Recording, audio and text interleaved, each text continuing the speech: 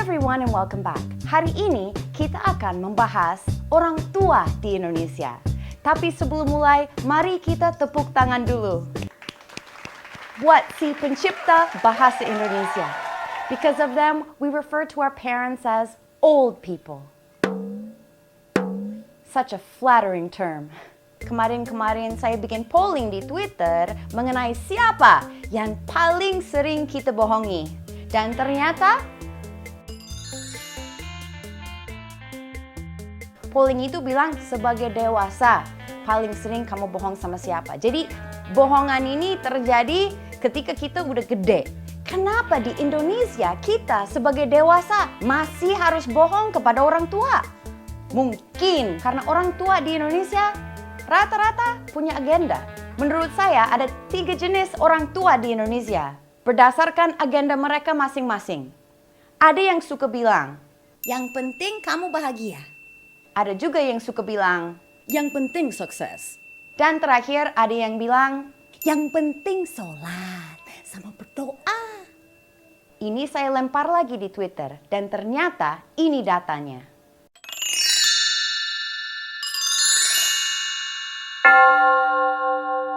Nah, di luar dari polling ini ada pula orang tua yang suka bilang, yang penting sehat.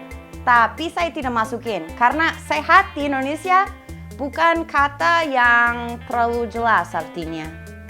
Bu, ada apa, Bu? Anak saya sakit. Oh, sakit apa? Sakit lesbi. Nah, bagi orang tua yang suka bilang, yang penting kamu bahagia. Anak itu, dia bisa jadi dirinya sendiri dan mengejar impiannya, apapun itu. Tapi bagi orang tua yang suka bilang yang penting sukses atau yang penting sholat atau berdoa, you can expect them to continue to try to mold you well into adulthood.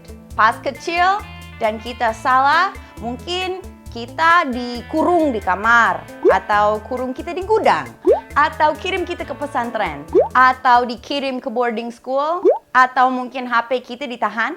Tapi kalau udah gede, teknik-teknik ini sudah nggak bisa lagi.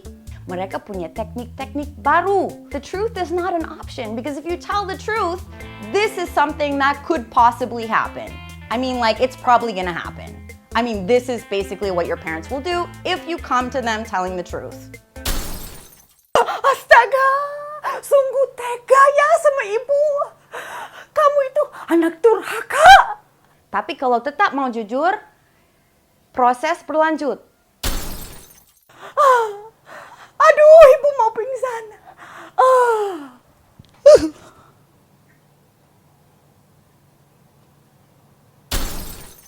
Aduh, sakit ya Allah.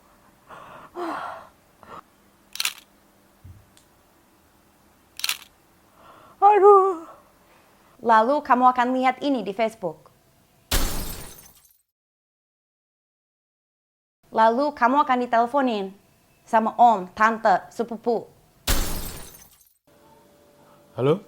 Kamu udah lihat belum tuh ibu kamu sakit tuh di Facebook gara-gara kamu pacaran? Udah jangan pacaran dulu. Tengokin dulu ibu ke rumah sakit tuh, minta maaf. Nurut, jadi anak yang nurut makanya. Tobat, minta maaf, biar sembuh ibunya. Buruan tuh sebelum nenek Susi lihat nanti serangan jantung lagi. Semua dokter di rumah sakit sudah tahu, penyakit ini tidak ada cure-nya selain kamu datang ke rumah sakit dan mulai bohong. You only have 2 options. You can lie or comply. It turns out that quite a few of you choose to lie. Because we only live once, we only have one chance to be ourselves, so we want to take it. I got a message one time from this girl. Dia bilang dia mau nikah sama orang luar, terus dibawa ke keluarganya. Orang tuanya nggak terlalu senang. Mereka mau anaknya itu nikah sama orang yang satu suku, satu agama. Dan dia bilang, kan dia mau masuk Islam.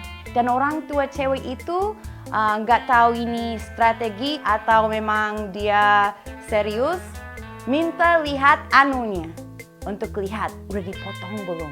Can you imagine your calon mertua looking at your private parts? Like, that's crazy. Ada juga orang lain yang bilang bagaimana saya cerita ke ibu saya bahwa saya gay. Karena saya tidak mau pulang-pulang ke Indonesia karena takut tidak bisa jadi diri sendiri. Saya mau jujur sama ibu tapi takut ditendang dari keluarga. Saya pernah ketemu orang di kursus aktingku dulu dan bapaknya itu tipe yang penting kamu sukses. So he wanted him to go to university and study whatever. Dan ibunya dukung anaknya dan dia ngumpet-ngumpet bawain anak itu ke acting class. 6 bulan dan bapaknya tidak tahu bahwa dia bukan ke kuliah, dia ke kursus acting. Ibu pun sadar bahwa ayah itu harus dibohongin.